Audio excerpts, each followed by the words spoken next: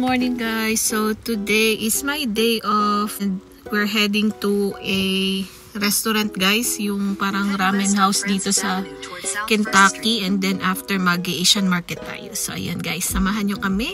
Super gloomy ngayon guys. 9 o'clock in the morning. Morning! Ang init ha.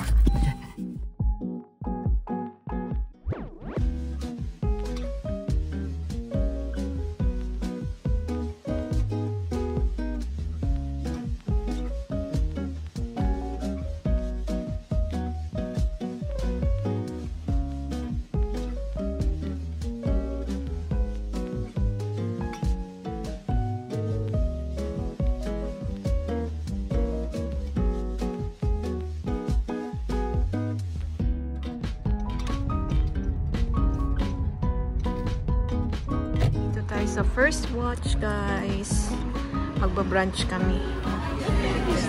I'm not a good summer, but Maraming tao today kasi Sunday guys.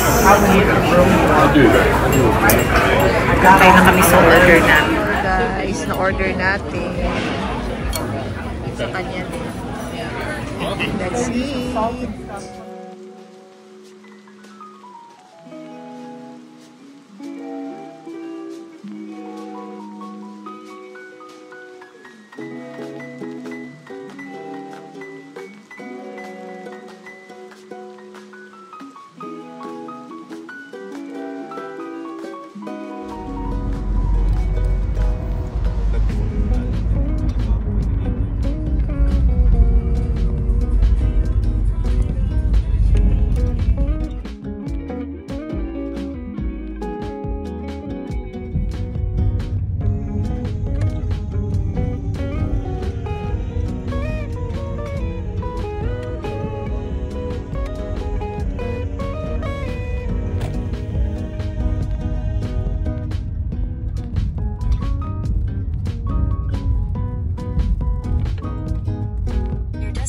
Is on the left.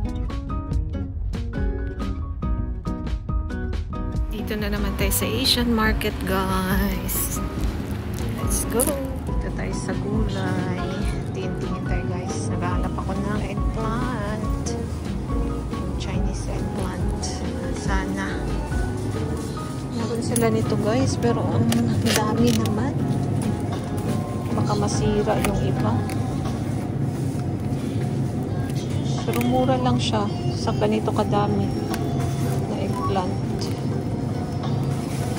Bili siguro ako ng isa.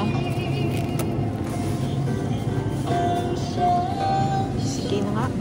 Minsan lang naman. Yun siya. Hinahanap ko yung isa. Dito lang pala.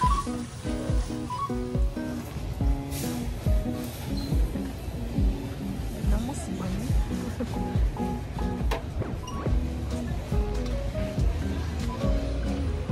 Hanap ako ng tempura guys. Ilang days na ako nag-crave. Sana meron na tayong makita ng tempura dito.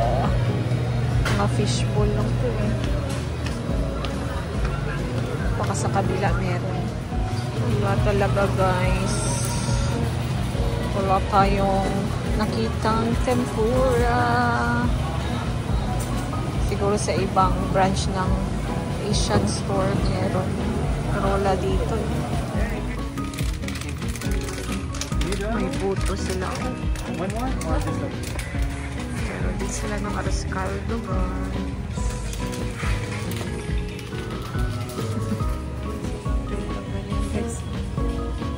Thermos. Meron din pala nagbebenta ng thermos dito. So yan, dito tayo sa mga ganyan guys, mga flour, mga breading. Uwi na siguro kami, hindi tayo nag-success sa hindi tayo sumakses sa tempura na kinikrave ko. Ay, mangga pala, gusto kong kasi bumili ako nung fish sauce, parang ginamos ba, hanap tayo ng mangga. Sana may manggang hilaw. Nahanap ako ng bihon guys.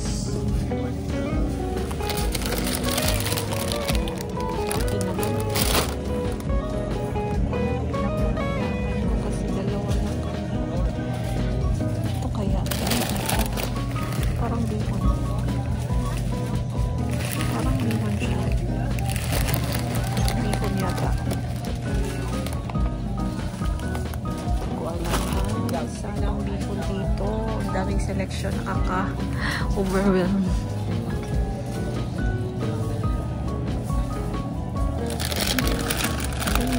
Kulay nito. Kakaibang kulay.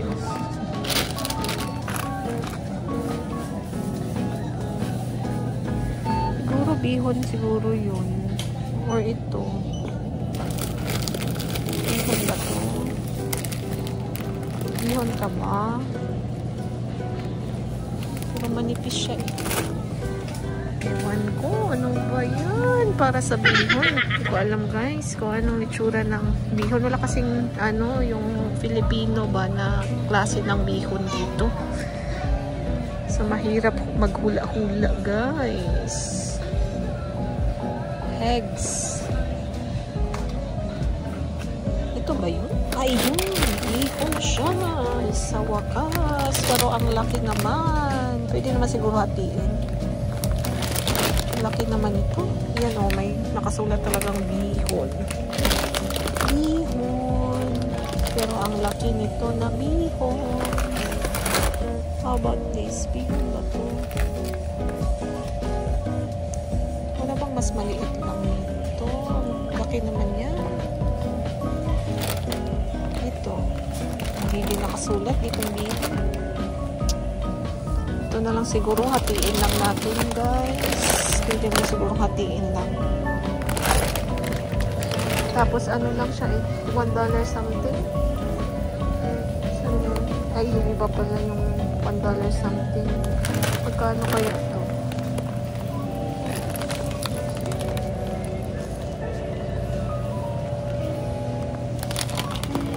Ito kasi hindi ko sure. Hindi naman sila pareho ng strand. Ito mas shiny siya.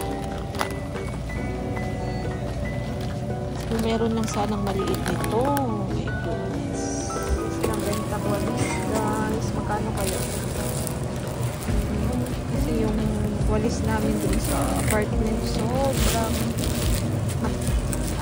matigas siya guys. Yung ganito ba? Hirap magwalis ng ganitong klase. Sanay ako sa mga ganito. Ito kaya magkano? Wala namang presyo.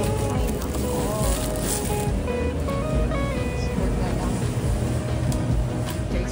Laruan.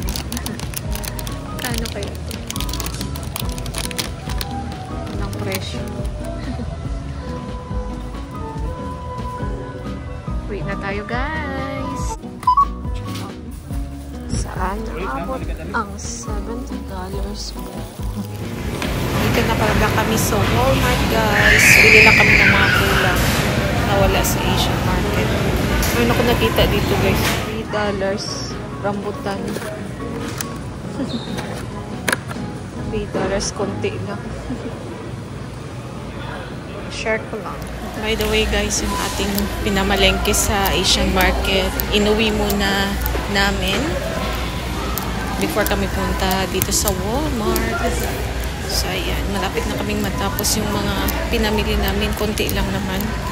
Like mga mantika, gulay, tsaka mga meat.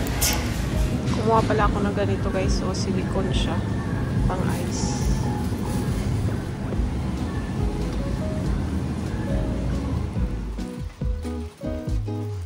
Shepherd Parkway.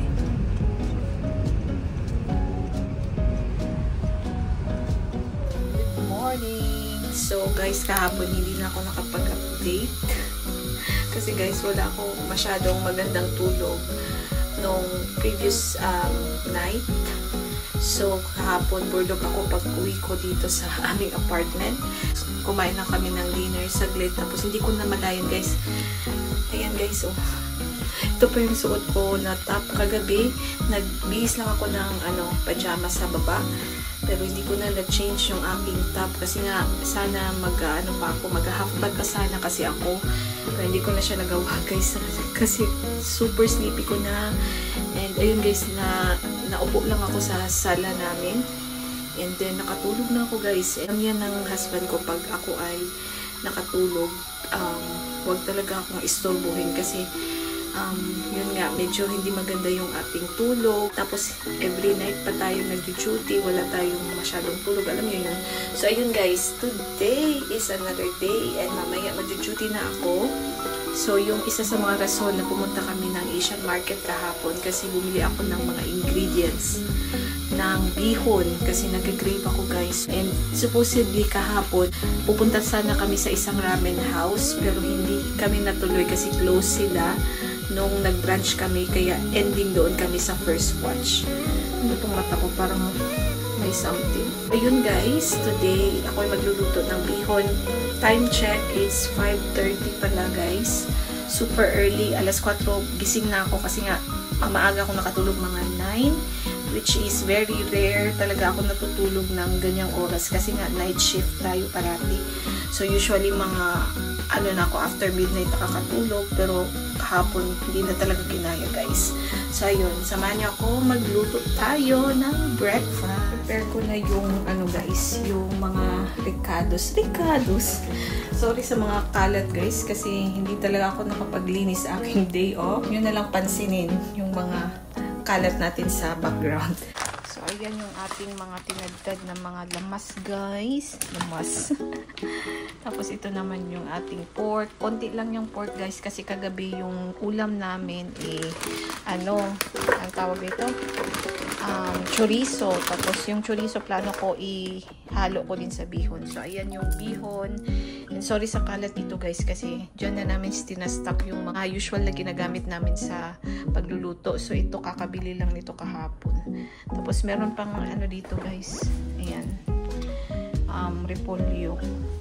Ito ibabalik ko to sa ref. Makalat guys. So huwag nyo akong i-bash. Luto na tayo. Para naman tayong kukunin ni San Pedro nito. So, ayan guys, na-realize ko na hindi pa pala ako nakapag-vlog dito sa apartment. Pero nakita nyo na yun sa previous vlog nung dumating kami dito. Yung malinis pa guys, wala pang gulo dito sa loob. So, hindi na ako mag-tour guys. And it's been 4 weeks na since nag-start ako ng kontra ko dito. So, ayan guys, magluluto na tayo. Pinapainit ko na tong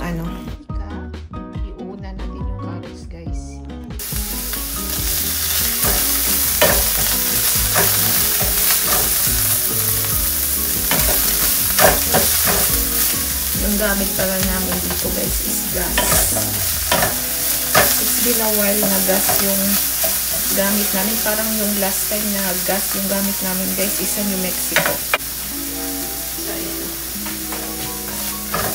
Okay na siguro ito. Hamain na natin. At start na tayong mag-isa. Konti lang ko guys. Hindi ko mararamihan yung luto kasi ayokong takbo ng pagkain. And yun yung napapansin ko pag napaparami yung luto ko. Kahit na-store ko pa sa ref. Kasi ako guys, hindi talaga ako kumakain 3 times a day na ng rice. So yung kain ko minsan 1 rice lang ako sa breakfast. Tapos paggabi salad or yun kasi yung binabaon ko. Salad or tuna sandwich or yung chia seeds soaked with milk tapos lagyan ko ng avocado, ganun. Hindi ako nagpapasexy. Nagda-diet ako for my PCOS. Pag off ko, usually nagtutu rice ako sa morning tsaka sa evening. Pag duty, minsan kasi hindi talaga ako nakakakain ng, alam niyo yung nakakaupo talaga na kumakain. Usually sa computer na ako para din matapos ko agad yung trabaho ko at makauwi ako ng maaga. So ayan guys, magigisa na tayo. Hindi ko nadadagdagan yung yung ating mantika. Okay na yan. Okay na yan. Sino nga yung vlogger na nagsasabing okay na yan? Parang yun mama ng Mama siya ng isang artista. Okay na yan. Okay na yan. So, ayan guys. Gisa-gisa lang ako. And I'll be right back. I-charge ko muna tong aking cellphone. Guys, isa ko na yung karne. Tapos sinalo ko na din yung chorizo. Dalawang chorizo lang naman po. So, ayan. Lalagyan na natin siya ng toyo tsaka oyster. Nilagyan ko na rin pala riyan ng pepper at tsaka konting asin. Sorry sa ingay guys. Nagaano ako ng yung tawag yan, exhaust guys. Nilagyan ko na ng toyo. Ito naman yung oyster. Hilaluan ko siya konti ng tubig guys. Since lalagyan ko din naman to ng tubig after. Para masingot natin yung yung batter. Na. Ayan guys, lalagyan ko dito ng tubig, mga 5 cups. Teka lang, ang hirap. Balikulo na siya guys. Hindi pang musalo, makaselfone. So guys, lalagyan natin siya konti nitong mamasitas panggisa. Konti lang, pang dagdag lasa.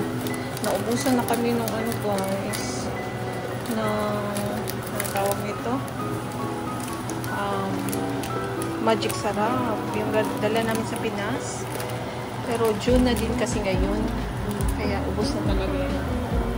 2 pakete kasi ginagamit talaga namin yun pag may mga luto-luto, lalo na yung husband ko lalagay talaga yun ang magic sarap. So ayan,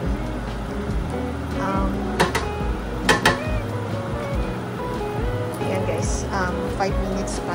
Tapos, hahanguin natin itong mga gulay-gulay. At saka yung parang isi-strain ba. Tapos yung sabaw lang yung iiwan natin. Konting sabaw. Tapos, lalagay na natin yung bihon. Yung bihon guys, super laki ng nabili ko kasi wala silang maliit. So, ang gagawin ko, hahatiin ko yan para makapagluto pa tayo ng bihon next time. So, may stock guys. Lalagyan ko din pala ng half ng pork lard cubes before natin isi-strain to. Tapos, ilalagay na yung bihon.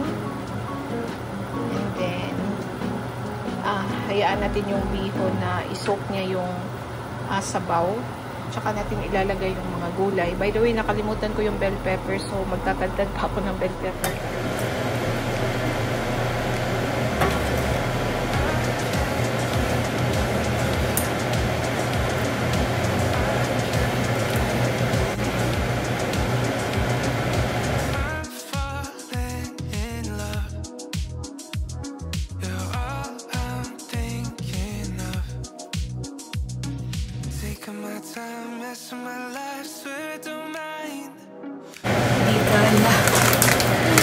Wala kasi tayong work.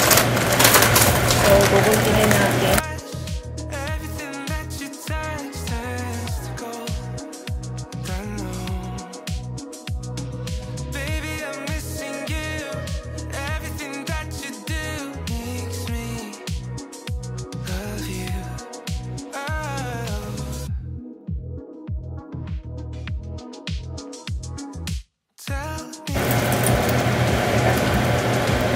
Year of 6.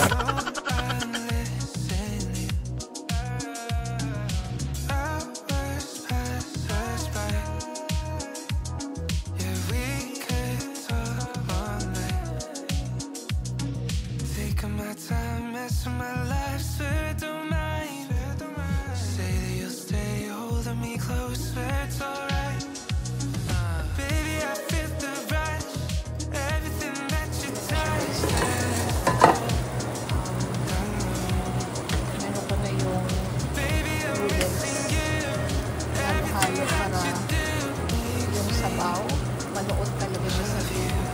Kaya naman natin yung ganyan. So, takpan muna natin ito and then ilalagay na natin yung mga carne tsaka mga ulam. So, guys, ilalagay na natin ito. Repolyo.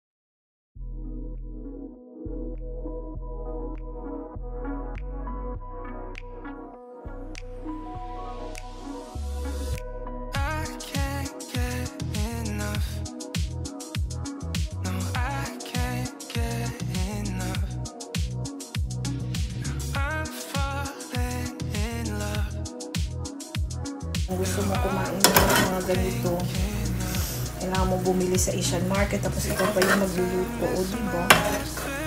Ma-effort siya, guys. Tilawin mo natin. Tilawin. Ayan. Ano na siya, sakto na yung ano niya. Yung consistency. Ayan, guys. Ilagay na natin yung the rest ng mga gulay.